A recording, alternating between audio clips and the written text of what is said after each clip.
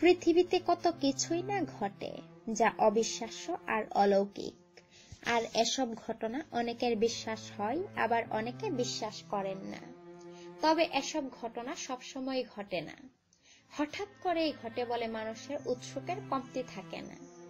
আর এমনই এক ঘটনা ঘটেছে কিশোরগঞ্জের হোসেনপুরে, যেখানে ঝড়ের কবলে পড়ে একটি বিশাল আকৃতির গাছ উপড়ে পড়ে গেলে স্থানীয় এক হুজুরের দোয়ায় গাছটি আবার দাঁড়িয়ে যায় বলে দাবি করছে স্থানীয়রা।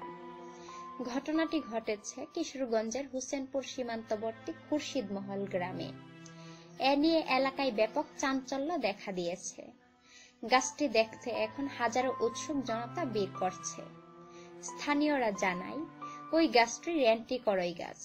সোমবার জেলার উপর দিয়ে বয়ে যাওয়া কালো বৈশাখী ঝড়ে গাছটি পাশের একটি চৌচালা ঘরের উপর নুইয়ে পড়ে। আর গাছটি দুই মালিকের জমির সীমানায় হওয়ায় দুপক্ষ গাছটি নিজের বলে দাবি করে বিবাদে জড়িয়ে পড়ে। এক পর্যায়ে ওই গাছ নিয়ে ঝগড়ার সৃষ্টি হলে হোসেনপুর কেন্দ্রীয় জামে মসজিদের খতিব মৌলানা মোহাম্মদ নসরতুল্লাহ ঘটনাস্থলে গিয়ে তাদের ঝগড়া থামিয়ে শান্ত হতে বলেন। পরে তিনি গাছের কাছে গিয়ে কি যেন বলে চলে যান। এর কিছুক্ষণ পর এক পক্ষ গাছটির ডালপালা কাটতে শুরু করলে গাছটি হঠাৎ করে সোজা হয়ে দাঁড়িয়ে যায় এবং গাছটি পূর্বের অবস্থান থেকে সরে গিয়ে এক পক্ষের সীমানায় অবস্থান নেয়। সবার চোখের সামনে ঘটে যাওয়া এমন ঘটনাকে অলৌকিক মনে করছে স্থানীয়রা। এদিকে এক খবর এলাকায় ছড়িয়ে পড়লে ঘটনার সত্যতা স্বচক্ষে দেখার জন্য হাজার হাজার উৎসুক জনতা ভিড় করছে।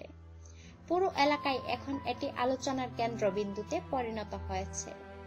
প্রতিদিন দূর দূরান্ত থেকে মানুষ আসছে গাছটি দেখতে। এলাকার জনপ্রতিনিধিরাও এ ঘটনার সত্যতা স্বীকার করেছেন। ভিডিওটি লাইক দিন এবং শেয়ার করুন বন্ধুদের মাঝে। এমন অজানা আরো নিত্য নতুন তথ্য জানতে এখনই সাবস্ক্রাইব করুন আমাদের চ্যানেলটিকে।